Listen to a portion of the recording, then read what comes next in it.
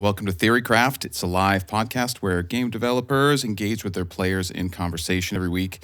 And this week we're joined by a special guest, John the Helpful Walrus. Liberto, yeah. You're the newest hire at Noto Studios with Chris down in sunny Irvine area, California. Next time I go down, you'll have to make the LA leg with us. We got dinner at 4:30 in the afternoon, which is which is a move. Yeah. But there were no crowds, which was pretty great. Yeah, we got to see a little bit of how Candace is living up there. I'm Nice. trying to think of my fondest memory from my time down there.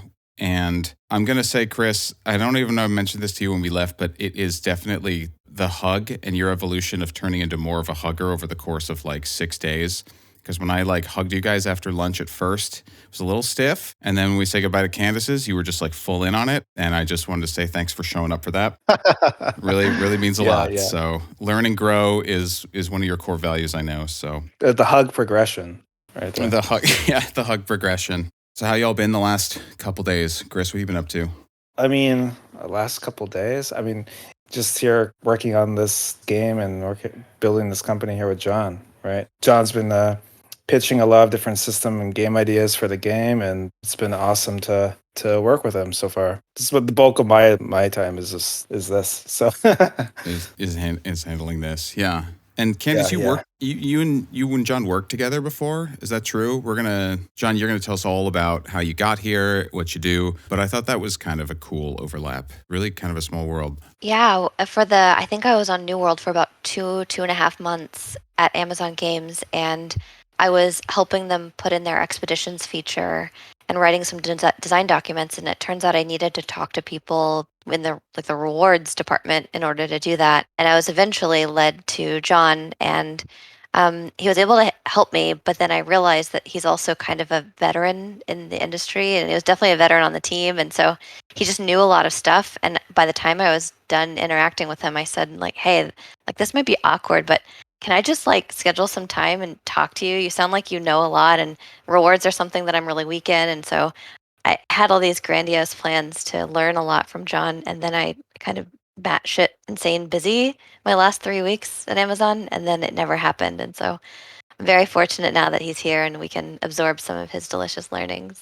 Lately, I've been just playing Nobody Saves the World, which is a very cute little Metroidvania style role playing something crafting abilities kind of thing. It's a really cute game. I really like it. Oh, well, we just played a board game in the office last night. That was fun. Have you ever played this game, Candace? Clank, I think it's called. Oh yeah, that one where you get noise or whatever tokens, and it's like a dungeon. It's like a roguelike dungeon crawler, right? Yeah, you go in a dungeon and you get get loot, and then you can decide to leave, and there's a dragon, and yeah, it was a lot of fun. I've never played it before, so Yeah, it's got a lot of moving pieces in that game for sure.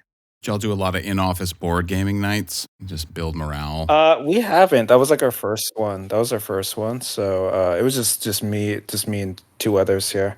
It wasn't an official invite the whole team. We're talking about doing that once, and so it was our test run there. But I think we might try to do something with more of the team. That'd be fun. That's awesome. Because you guys are all pretty much local. You don't have a ton of remote workers right now, so you can get together and do that. Yeah, exactly. We don't have full remote yet. We work 2 days of the week from home. It's optional if an employee really wants to be in the office, they can. But I think over time we may explore having full remote. But for now, I think there's a lot of magic to being in the office when trying to build a new company and do new game and IP and all these things. So yeah, totally. What do you think, Joe? How's it been so far, you think? I think it's been pretty great. Everything here is everything so far has been really chill, and everyone's been welcoming. It's week 4 for me now, I think, and just kind of been cruising on familiarizing myself with the project that we're going to build together and figuring out what basically what we're going to put together and what does it all mean. What's it going to mutate into once we get the initial pitch process done and decide which directions we want to go before we really buckle down and start to construct. So my head's been down on that most of the time, and I've just kind of been flowing like water. It's a great concept.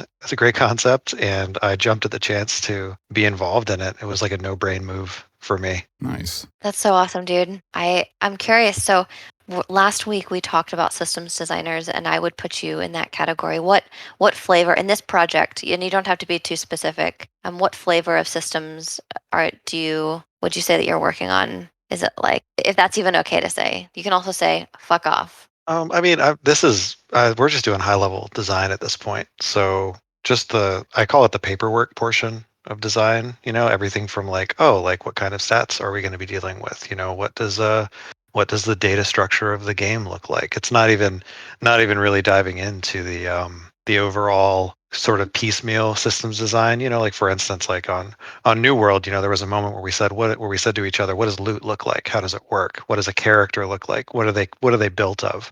What stats do they have? How do they work? When they equip a weapon, what does it do? Like this is even pre all of that. We have some ideas for that kind of thing. And I don't want to give really anything away right now because it could all change. But while we have some ideas on what that might be, it's all very fluid. And the main reason that we have ideas going into the game is so we can sort of prove out those larger systems that we'll eventually be using sort of like at scale.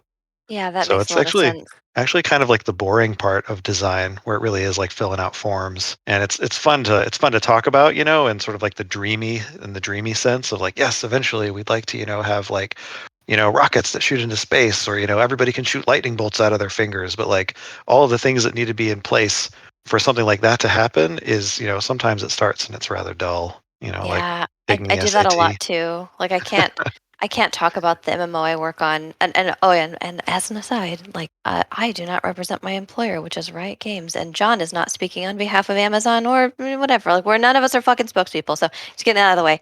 But what I like to do when people ask me like, what do you do? I'll be like, what kind of games do you play? And if they say WoW, I'm like, okay, this is the WoW analogy to what I do. So I love what you did, where you're like, I'm not gonna tell you what I do, but like if this was New World, then it would be like the super high level stuff. So that's really cool. So speaking of New World, then would you care to talk about like what your contributions were there? What was your role like eventually by the time like maybe when you joined the company and then maybe by the time you left the company, did that change? It actually did. When I started at Amazon, I was working on a very small team. It was the reflexive team, and they were making like really small games, for like the Kindle Fire. And I had come to Amazon to do that. I had said to myself, this is like back in 2013, 2014. I had come to Amazon because I was like, I've worked on like big AAA games. I want to understand how to make mobile games, and that just wasn't in the cards because a couple months after I started, Amazon like bought CryEngine, and they were like, we're gonna make big games now, so you're coming with us. Kind of the rest is history, I guess. When I started on New World, it wasn't, I had a code name. It was a big secret, and I didn't. New World wasn't immediately in development after they bought the CryEngine because obviously there's like a big evaluation period. What do we even think we can do with this technology and stuff? So some period of time after that, I got involved on New World, and I was one of the only people on the team who had that kind of like system design and tuning experience. And I just kind of started asking for permission to design things, I guess you could say. And that's kind of how it worked at Amazon, is they always wanted to know, kind of like what the next thing you were going to do was. And I was just very, very forthcoming. And I worked with the lead designer on the game, who at the time was Dave Maldonado, he's a former Blizzard person as well. Worked on WoW for years. I think Chris knows him. Yep, Candace too. So he and I were working together, and we kind of like we sat down and we were like, well, if we're gonna make a game, what kind of game is it gonna be? The sort of theme of the game, the setting like of the time period, like sort of like a low fantasy 16th 17th century setting had already been decided when we showed up on the team.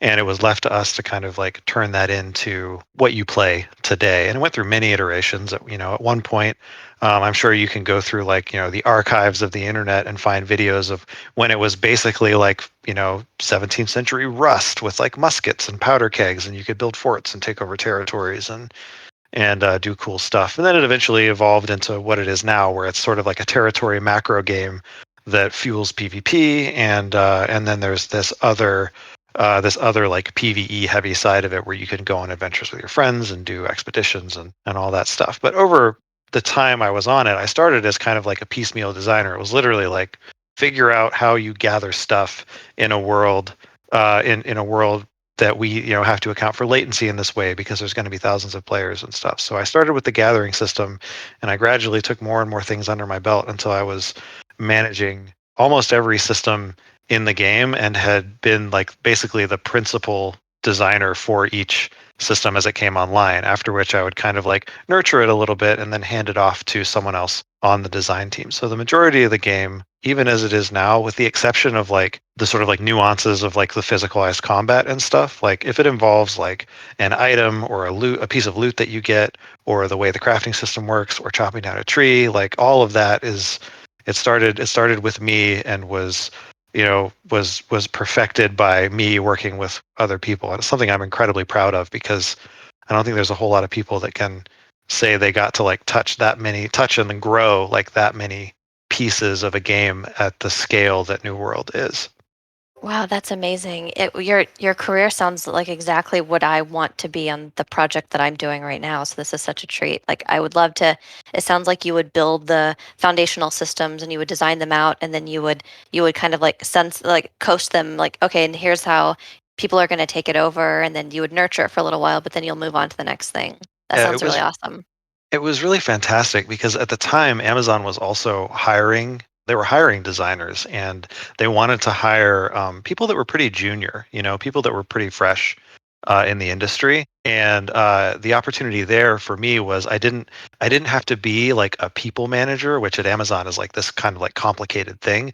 I got to be a Mhm. mentor. Mentorship was that process of like someone like a fresh faced person kind of like showing up on their first day and getting to meet them and kind of like guide them into what their role would eventually be was super fulfilling. And it's something that it's definitely like some of the most fulfilling moments of my career weren't like there's things that I'm really proud of, like I made that system or I made that design decision and players love it, like there's that stuff. But then there's also that moment where like the person that you like kind of taught almost everything they know like executes on something they're passionate about and just hits it out of the park. And that is like worlds above being like proud of a thing you made, right? It's like it wasn't all for nothing. Like I'm not bad at my job. I taught someone how to be good at something, right? Like it's like a really good feeling. Yeah, that's man, that sounds amazing. I love that idea. Like growing your own little baby designers. You had mentioned I'd put a pin in it. You had mentioned that or early on New World. I mean, you had mentioned that you had systems design experience, which is why they had eventually put you on all these foundational systems like gathering and the classes and whatnot. I'm curious, where did that come from? Is there anything else like that we may have heard of that you worked on, or where else did you get your systems experience at? So I accidentally got into the games industry because I started my career at Epic Games when they were, I think, less than 100 people. They were small. This is in like 2006, I think. And I was working in retail at I don't know who's I was on the East Coast, so you might not even know, but at a place called Comp USA, and it was kind of like a Fry's Electronics, I guess, but with less focus on the enthusiast and more focus on business. Sort of like a awful mutated version of Circuit City. And I was miserable there. Great anecdotes working in retail, of course, but I was miserable there, and my degree wasn't working for me. I got a degree in psychology, which made me pretty good at people, but didn't pay very well, and I didn't want to be a psychologist, right? So I was looking for work and picked up a testing gig at Epic and came on to test the original Gears of War. And after Gears shipped, this was like in the fall of its development. So it shipped in like November of 2006. So I was on it for a few months. And after Gears shipped, they kept on a few of the contractors to work on the PC port, which People Can Fly was sort of doing the legwork on at the time. And Epic didn't own them; they'd contracted them to do the port. And I got familiar. I was testing the editor because they wanted to ship a level editor with Gears, and I'd been noodling around with making levels and stuff. And I made a level, and I sent it to the lead level designer, just kind of like on a whim. It was just a shell, no art or anything. Like, hey, I made this. Can I get some feedback on it? I think it's pretty fun. I played it with some of the other QA guys. And the next morning I came into work and I had a single line email from him, and it was, "Come to my office." And I went to his office, and he was chatting with me about it, and there was a couple other LDs in there, and he said we want to, we played this map and we like it, we want to buy it from you. And I was like, oh well, that's great, but I kind of want to learn more. And that was kind of like my foot in the door for like starting on that path to level design. And I picked up more knowledge when People Can Fly was working on Bulletstorm, and I wound up getting shipped out to Warsaw. This is like a whole separate story, so let me know if I'm going too long. But No, this is your I time. I went out to Warsaw, Poland, to work directly on site, and it was supposed to be for 2 weeks. So fast forward a couple of years. This is 2010. It was supposed to be for 2 weeks. And volcano in Iceland erupted, and I was stuck there for almost 3 months because there was no transatlantic air traffic for that long. During that time, I didn't learn very much Polish because it's a very hard language to learn, but I did make a whole lot of friends, and I learned a ton about uh, game mode design, which is kind of like, it's sort of like the marriage of like level design and systems design in a way. And you have to start thinking about kind of like macro game things that you normally don't have to think about if you're just trying to make a fun encounter in a level or a fun combat space to fight through. And that was kind of like, I got to like dip my toe as a budding level designer. I got to dip my toe into this more systemic side of things. And we prototyped the multiplayer mode, and then when I could fly back home, I was home for a week, and then I flew out to San Diego to work with Psionics, who many of your listeners probably know from Rocket League. They went on to make Rocket League, which is a spiritual sequel to one of their earlier games called, what is it, Supersonic Acrobatic Rocket Powered Battle Cars. A Yeah, lot. not a great name, not The like Rocket wacky League. I waving love that inflatable you arm flailing know tube that. man. Yeah, It's fun to say. It's like it is. supercalifragilisticexpialidocious, It right? is. And I got to work, and that was a small team. Like working with Psionics and working with Chris and the team at Noto, there are like a lot of parallels. And I'm like drawing parallels to that because at the time, Psionics was like, it was like 12 people. It was a really small group, and it was very like familial. Like everyone knew each other. They all spent a lot of time together. The owners at the time had a like a condo on the roof of the building that the dev was in, that the studio was in. So like on Fridays we would like go up, and the owner's wife would like cook dinner for us and everything. It was a unbelievable Aw. experience. I was so spoiled, and I didn't even know it. Just like the life that I've gotten to lead, in terms of like career and everything, is just like looking back, it's so surreal.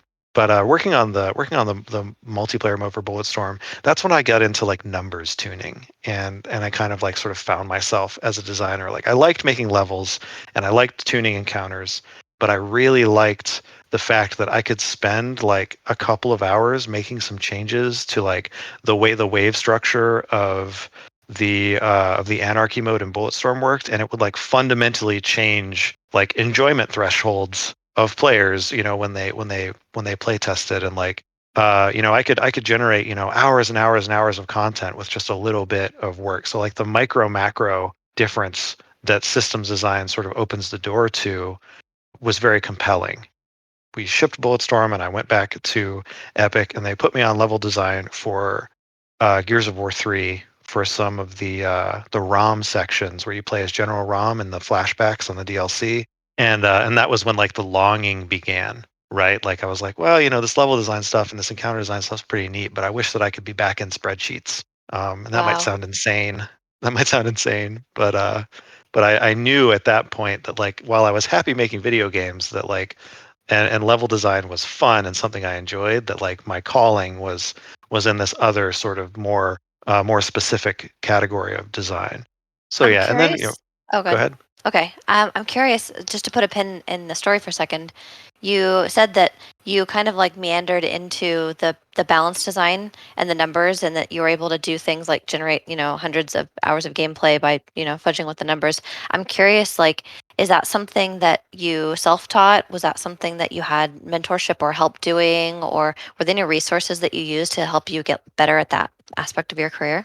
It was a lot of trial and error initially, and a lot of like, this is systems design is one of those sort of like, it's not like, I wouldn't call it like it's not a secret because it's supposed to be a secret. It's just something that not a lot of people talk about. And I think that I was fortunate that I had a history of a degree in a science, right? And I was able to begin testing my changes scientifically, in terms of like in the same way that you would like poll a group of people in a survey and things. So like a lot of the feedback that I got from playtests were things that I filed away because little did the people that were playtesting know I was actually doing like A/B tests to like find out which things would be more successful in different contexts. So I kind of had the know-how to do some self-teaching, and I didn't really have a direct systems design mentor until I met Dave Maldonado on New World. There really wasn't anyone at Epic who was like hard focused into that, because Epic didn't make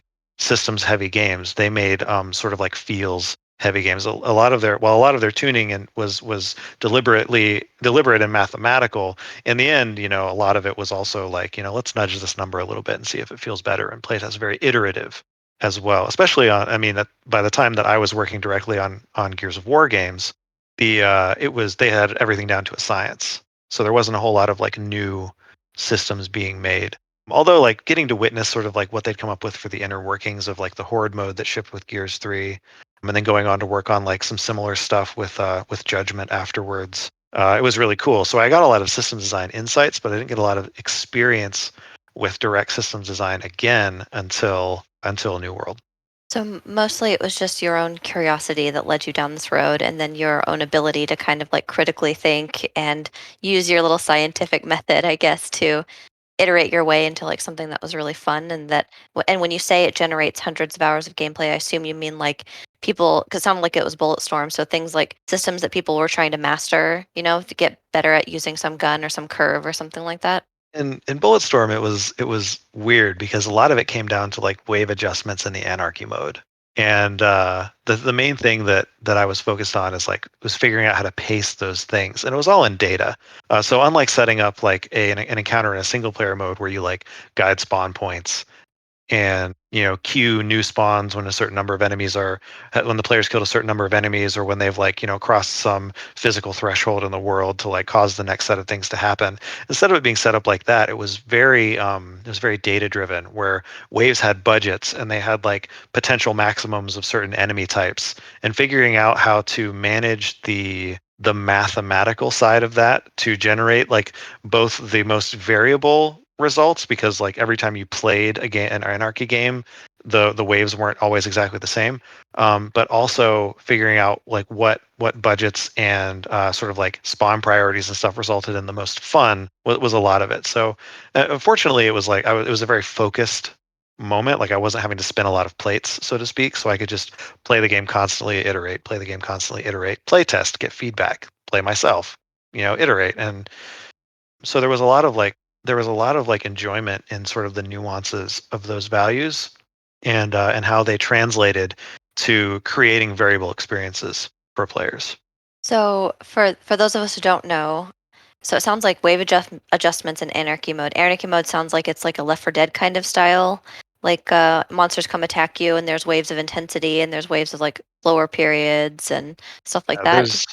It's a horde mode. But the thing that made it, I think, special in Bulletstorm is like the level design is effectively a pinball machine, and the enemies are the balls, right? They're like these expendable like bundles of flesh that you like fling around and you kick them through things. And I mean, if you haven't played Bulletstorm, super super fun shooter with very visceral weapons and abilities.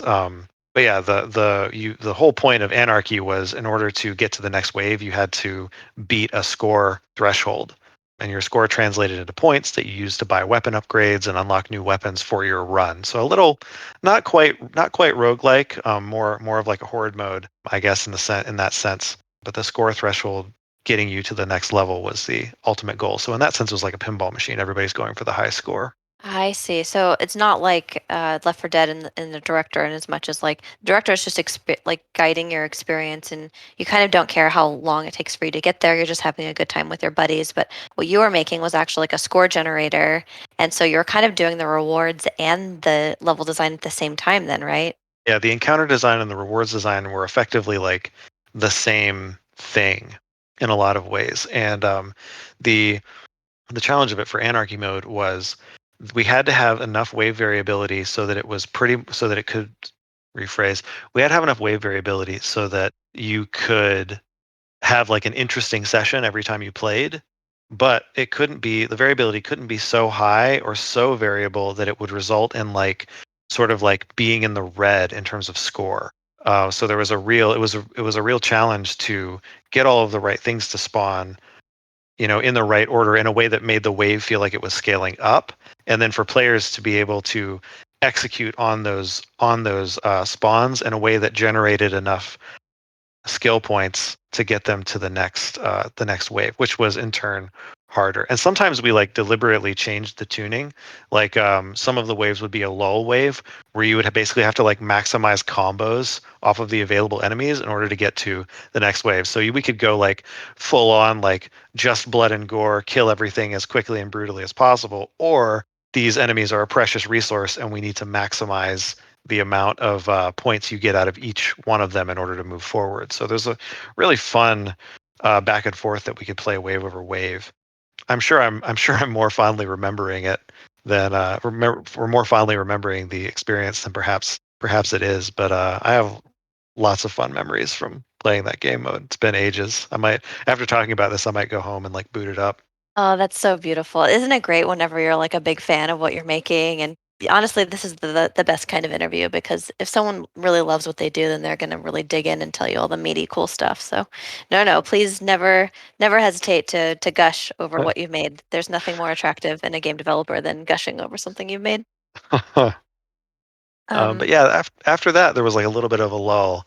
Epic at the time was like they were working on like making UE4, and I got to like futz around with like new Blueprint stuff that was coming online. And if you for the uninitiated, Blueprint is a visual scripting language, and in Unreal 3 it was called Kismet, and Kismet was very powerful for the time that it had sort of come from, when the previous version of the engine had no visual scripting language. It was all just Unreal script. So it was kind of like coding or scripting in Lua. It was like, you write, text in the same way that like an engineer would write like C++. You're just doing it in a different language that's, simplified and able to grab like chunks of C++ and manipulate its features. But Kismet was sort of like an extension of that system, and Blueprint was this tremendously powerful version of Kismet, and I really attached to that because it enabled me as a designer to like slap something together and turn to an engineer and be like, I think this is really cool. I kind of want something in the game to work like this,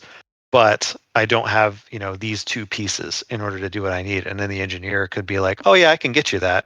And it created a conversational relationship with engineers that I had never had before. And at the time, since Epic was working on the engine, some of the designers were sort of like allocated to work with them and like try things in Blueprint. And so I did that for a bit, and then I rolled on to Paragon. But then before Paragon came out, I decided to move on and come out to Amazon. And then we're back at where my story originally began, where I was working on some silly mobile games before they decided that they wanted to make big games. have an odd question because everyone always asks whenever I get interviewed for anything, and so now I feel like I have to ask you because it's also changed over time so greatly. Like, do you remember what the process was like for you to get your first job in games? It sounds like you applied to QA at Epic. Like, do you Mhm. remember where was it in the newspaper? Did you hear it from a friend? Like, as Oh, much I know. detail as you can remember about getting your first job in games? Can you Yeah, cough that up? I applied to an ad on monster.com. Um, and Incredible. I'm old enough to remember monster.com. I don't know how many of the I folks in the remember that. Oof. and it was for software. It was non-specific. It was not for a video game test. It was for software quality assurance for Microsoft, and the location was Cary, North Carolina. And I said to myself, I remember saying to myself, Epic Games is in Cary, North Carolina. Epic Games is making a game for Microsoft right now, so it's probably game test. And I was right. And I thought I was going to do it for like a 3 or 6 month contract, and then go back to shoveling computers in retail. That was not the case. Um, Oh, my that's so interview funny. my interview was with an incredible woman named Tanya. who we bonded over. In my interview, we bonded over the fact that we were both Counter-Strike players. We had played Counter-Strike professionally in our earlier youths. She's like the president of the, oh gosh, I just blanked on the studio name. They just announced the studio in LA. I don't remember the J.J. Abrams studio. Oh, that's cool. Bad Tanya robot. Yeah, Watson. Bad Robot. Yeah, Tanya Watson. Mhm. Yeah, Nate Jessen at the time. Do But you she's remember roughly what year that was? When did you first enter the game industry? 2006. It was about 4 months after I graduated from college. Man, our stories are so uncannily similar. I'd started going to school for psychology, decided I wanted to get a real job, and so I went into pharmacy, but I also started in QA, and I responded to an ad. It's so funny how similar our stories are. I started going to school for music. I was very good at playing the trombone, and after the first semester, I didn't want to play the trombone anymore because it was very different than it was playing the trombone in high school. And I was really interested. I had a lot of questions about myself, as a lot of, I think, young people do. And I thought to myself, well, I'll just take some psychology classes and maybe find some answers. And I really enjoyed the subject and got to do a bunch of really fun psychology things, like learn how to give the right kinds of surveys to people, and I got to work with rats in the behavioral psychology lab, and which created a love of rats that persists to this day. My wife will never allow me to have a pet rat, unfortunately, but I long for one because they're wonderful. They're so smart and clever and fun. One day, Yeah, We one have you're gonna day. get your me and Christmas Luca have a rat. friend that you would like. I settle for small dogs now. Rat-like enough. So it sounds like you've worked on a lot of titles that people have recognized. Do you have any other notable career moments or any notable systems that people might have heard of that you're particularly proud of or that challenged you in some kind of way or maybe didn't work out the way you wanted? Just either an amazing success story or a mishap story from some systems or some games you've worked on? One of the things I'm really proud of, and unfortunately you can't play Paragon anymore because it's offline. I think some other studio is like bringing it back to life. But one of the first character that I made for Paragon when I was working on it was a character called Kalari, which is like a ninja. She was a ninja character, and I left Epic for Amazon long before Paragon shipped. And when it shipped, the version of Kalari that shipped with the game was mine. And like for a character to like stay true to its original form for like that long as a game iterates, it meant that I had like done something like really right. Like she really fit into the role that we had designed her to fill, and that's something that I'm really proud of because that does not happen very often. I mean, New World just evolved and evolved and evolved by comparison, and almost nothing in the game that shipped was the way it was in the years prior. So so yeah, that's something that it's like something I'm weirdly proud of, I guess, because like knowing how much can change about a game in even a short time based on like learnings, the fact that she had like sort of stayed in her stasis tube of like this is what an assassin in this game is something that I'm particularly proud of. Mishaps though, I have a regret. I have a regret about New World, and I don't think it made it. I don't think it resulted in the game being worse or anything. The original goal of like crafting in the game was for crafters to be valuable to others in some way, and eventually it evolved into a fairly traditional like MMORPG crafting system where it's sort of a tertiary crafting system that everyone can do, and there's some like unique named items in there that you can make for yourself, and it still does make it's still the source of some of the most powerful gear that you can make in the game. Like you can get god rolls out of that system, which is really cool. But there's a fantasy, I think, in hardcore MMORPG players and core, like people like me, where like when you take up a craft, you want you want it to be relevant. You want to be able to help people with it, and you want to be recognized for that. For the fact that you are a blacksmith or you're a bowyer or you're an arcanist and you're making magic items or whatever. And before New World sort of took on the trappings of a more typical massively multiplayer game, there was like item breakage and loss, and items were much more of a commodity. Like they could wear out when you repaired them. They didn't repair all the way. They gradually gained wear and tear until eventually you just didn't you had a sword and you couldn't use it anymore. And what that ultimately meant is that people who chose to be crafters were always needed, and they felt necessary and part of the sort of larger macro game of New World. And obviously that kind of like lossy system does not go hand in hand very well when you have like when the odds of you getting like a god roll of a sword are like 1 in a million, right? Because now you got that 1 in a million roll and it's only going to last so long, and eventually it's going to go away and you're going to be sad, and you may actually never see something that good again, right? So one thing had to go for the other to exist, but I still lament, the like hardcore MMO fan in me laments that we were unable to deliver that fantasy to players. For the Yeah, I record, remember. which one went? Oh, the breakage Yeah. was out the window. Like the perma broken items was out the window. And yeah, now like the items work like any other MMO where they wear out and you have to pay some coin to fix them. And when you die, they take damage. It works like a tropey, massively multiplayer system, and there's nothing like wrong with that from a design system.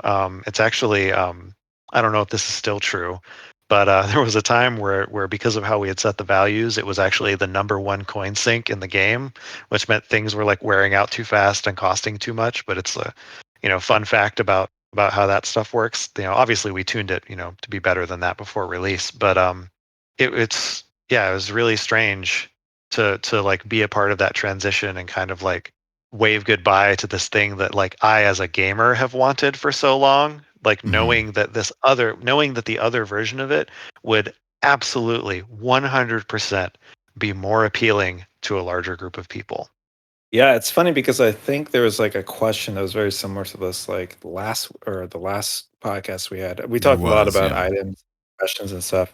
By the way, if anyone in the audience wants to ask a question, go ahead and raise your hand. Yeah, it's something we do, John, is the audience sometimes comes up and asks questions, and we have like a conversation. So, I've got a but yeah, question. go ahead, go ahead. I'll lead us out in case no one raised their hand yet. So, you talked about how New World had a weapon breaking system. What, like, two questions, and you don't have to answer like factually, like maybe at high level, like what is wrong with our weapon breaking system? And two, I have to ask, did Breath of the Wild influence your decision? Did Breath of the Wild influence my decision to get rid of a weapon breaking system or to have one in the first place? Let's go with yes. um, it did not influence my decision to have a weapon breaking system. The weapons in the game had been breakable since before Breath of the Wild existed, like, and was playable for the masses. And I don't think that. What was the? How did you phrase the first part of your question? Well, did it influence your decision to remove weapon breaking, like with the visceral like bad reaction that some people give to it, even though it's like a very necessary key element of Breath of the Wild, you know? I don't think it influenced the decision to remove it either. I think that in order to have a weapon breaking system, weapons have to be treated almost akin to consumables, right? Like no one in an RPG is sad when they like drink a health pot to prevent themselves from dying, right? But everyone is sad when their sword of a thousand truths breaks, right? Yeah, Um, I hear and you. I think that like because on New World in particular we had chosen to pursue the trappings of a more traditional MMO model where there are like these incredibly rare items that are incredibly difficult to come by, and you have to do very hard content even to like get your hands on them. It didn't make sense to have those things be impermanent. And it also didn't make sense to have those things exist alongside impermanent versions of themselves, because then you've basically like managed and curated two systems, one of which gets thrown by the wayside by endgame. So I think that like we decided to evolve the game in a very different direction.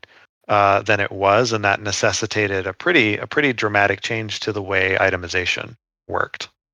Interesting. You kind of did answer the first question by talking about, like, at a high level, what was wrong with the gear breaking system. I'm curious now if I could ask the opposite question, which is like, what are the benefits of having a system like weapon breaking as from a design perspective? They make an economy a heck of a lot easier, that's for sure. Mhm. Item impermanence means that an item's value is derived not only from the stats on it or the odds of it appearing, but also for how long it lasts. And an item's value, and items becoming replaceable ultimately drive a player-driven economy. Like item breakage and destruction, like permanent destruction, is what drives the economy in EVE Online, for example. Like the fact that every time a player blows up, they need a new ship is the reason that being a ship manufacturer is fun and valuable for the people that enjoy that stuff. And we had sort of arrived at the same conclusion early on, in that like we needed durables that were impermanent, that players could treat like consumables. And because of that, the sort of like the better versions of them, because we had item rarity and everything, and like relative item power within a tier before we like made the big shift towards a more traditional MMO. But the means of acquiring those items and like the stuff that you had to do to be able to craft them was much more straightforward. The odds of you getting the gear to craft like an orichalcum longsword, for instance, were very high, because the risk in a game where somebody could jump out of a bush and kill you at any time is much higher than you just being able to like run through the woods and smack an orichalcum node and get what you want, because you could be killed on either leg of that trip. Yeah, so like the benefits of it are they're multifold, right? Like there's the obvious sort of player-driven economy benefit. The benefit for me is that it brings true value to players who invest in trade skills and crafting skills, because there will always be a need for them at some rate. And players that we saw in early playtests, there were players that identified heavily and really with and liked the fact that they were valued in their company, which is what we called guilds in New World. They were valued in their company, and they never had to like go out and like fight in a war. People would just bring them resources, and they would make sure that like the storage was full of weapons, so that when they died and like when their stuff broke, because they were fighting, they could come back and rearm and go back out, right? So there's value in that. I just think that there's less mass appeal. And when your target is sort of like a mic drop, MMO release, you want one more than you want the other. Fascinating. Thank you for sharing all of that. We brought up Reynolds. Reynolds, do you have a question? I do. John, excellent work. Cool path to development. My question is in relation to, I guess, your work with New World, and kind of how you described it initially was kind of, in the early days, it was a Rust type game, and then it made its way to kind of more of a traditional MMO. And you've explained the weapon breaking system, which you kind of lament not being able to implement, the fantasy of that. New World seems like a good example of a game that tried a lot of things and tried to explore a lot more things with a modern MMO, but then managed to kind of find its way back to the more traditional trappings of a modern MMO. How is the mass appeal that you kind of just alluded to?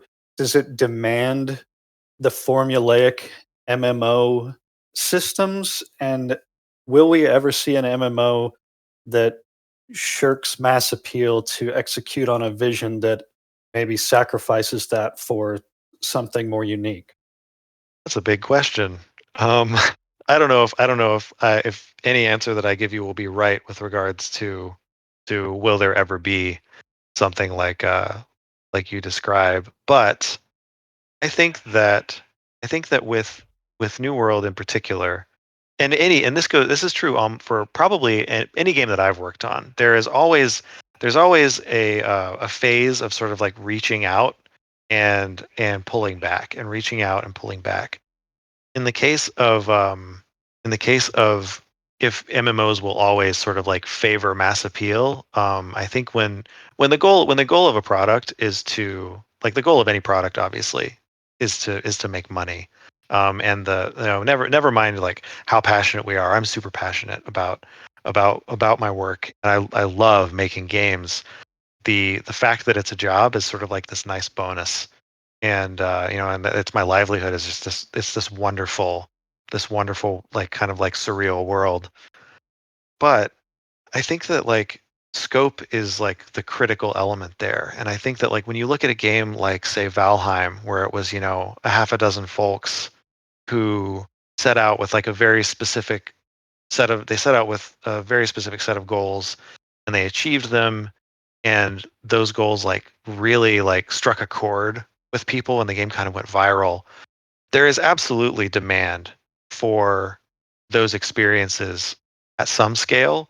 But I think that the sort of game that you're talking about may not be in the sort of like common MMO format.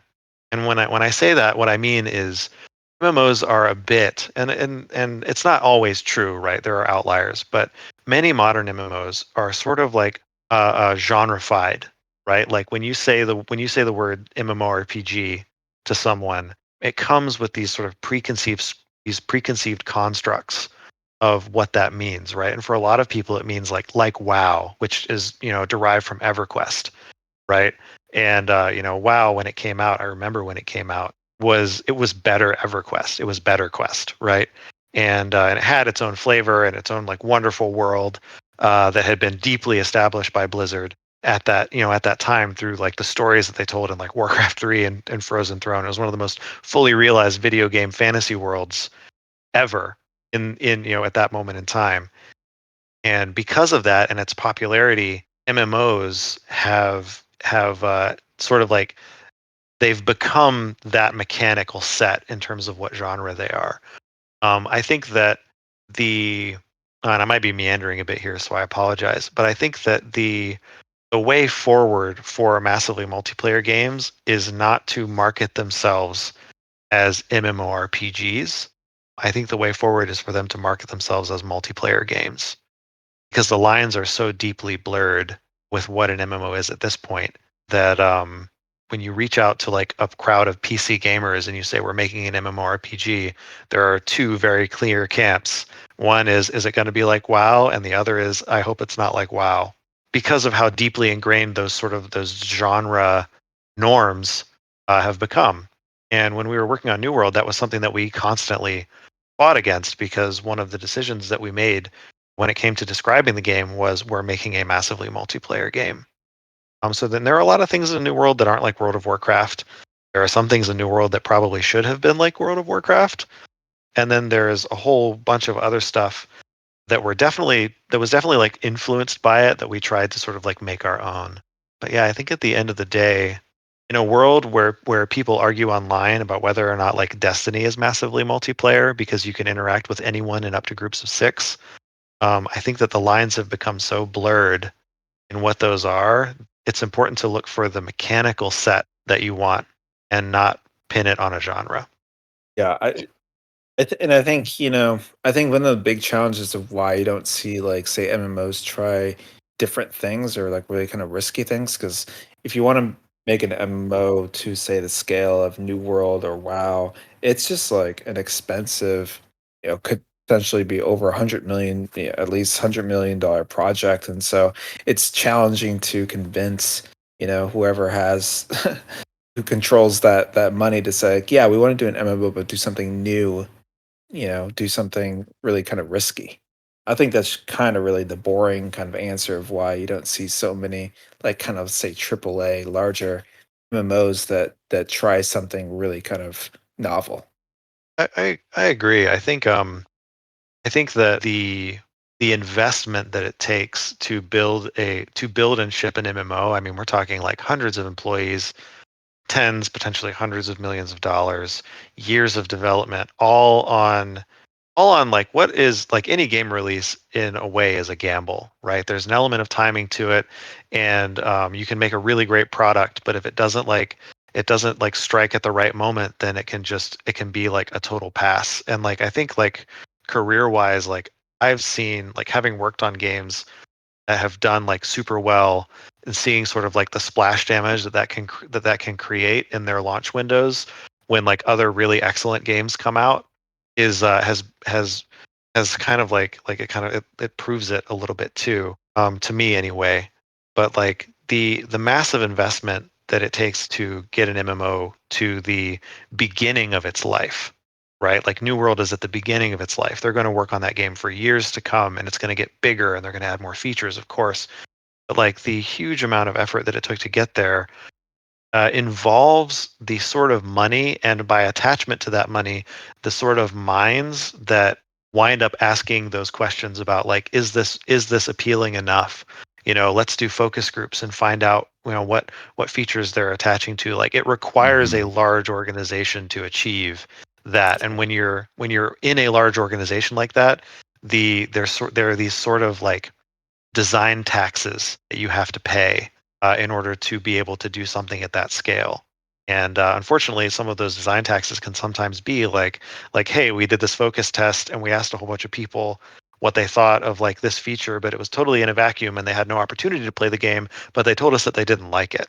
And then you get to have like that really awkward conversation about like, well, they haven't played the game, so maybe we should have them play the game.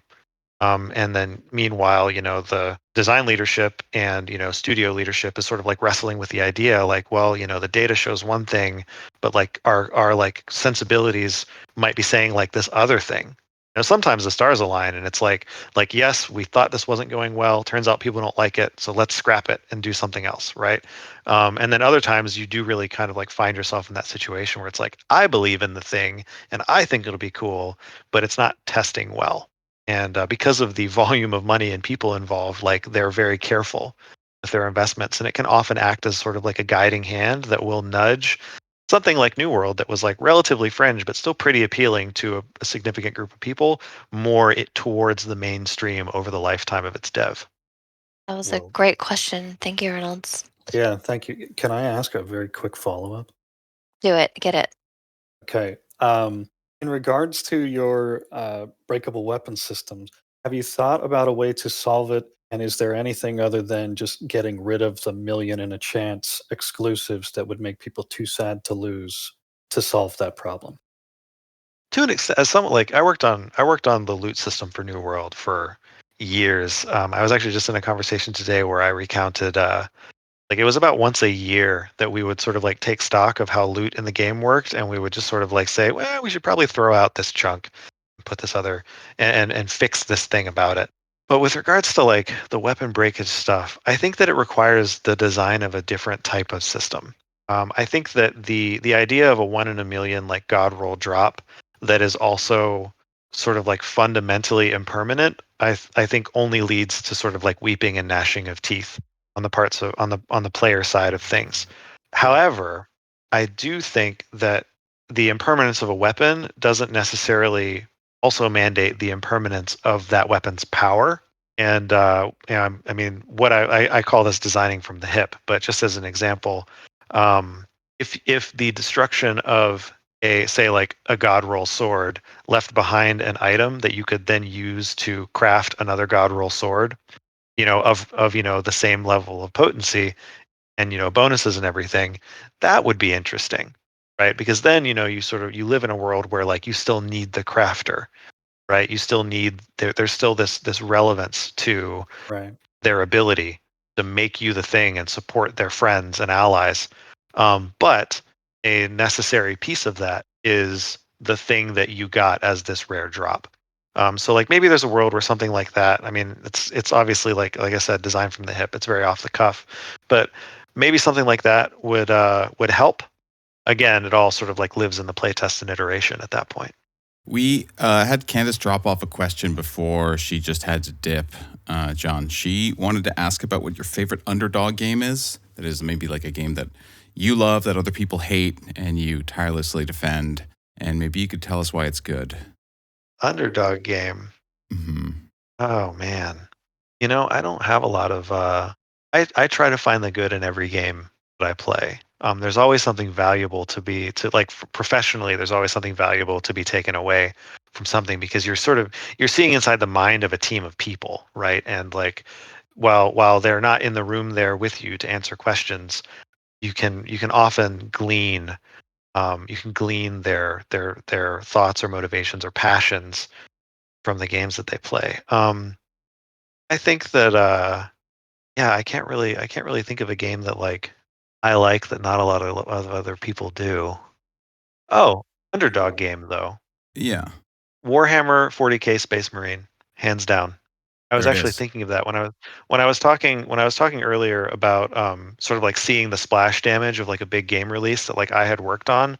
One of the things that happens when you work on a game that when you work on sort of like a big holiday release game is like everyone is playing that game and you're not, right? Because you worked on it. And Right. and you're kind of like basking in the afterglow of a good release and also maybe dealing with the insanity of post launch, right? Warhammer 40K Space Marine came out in the sort of like the jet wash of Gears of War 3. And I'm a big Warhammer 40K fan. I love the universe. And I sat down to play that game and I was so disappointed when like the subpar sales figures came out because it was like Gears of War 3 was a game about big burly men fighting monsters With and chainswords. Yeah. everybody was playing Gears and like the multiplayer and everything, and nobody was playing Warhammer. But dang, that game is so good. It nails the fantasy of being a Adeptus Astartes to a T, and it is worth playing like even today. And this is like over 10 years ago, I think, at this point it came out. And I was so excited when I saw that they're making a sequel, even though it's been over a decade. Yeah, you should talk to Cole about that. Another Noto employee, because he's big on that. Well, cool. I mean, we're at the 1 hour mark, and I knew John. This has been great, John, and I knew you'd be perfect for this. And I know Candace has just really enjoyed having you on, and she was gushing to me in messages like, "Oh my God, John's amazing." So, uh, yeah, we'll have to do this again. And yep. So thanks everyone for joining us. We'll see you next time, probably in 2 weeks. Next in 2 weeks on a Wednesday at 6. All right, cool. Later, gamers.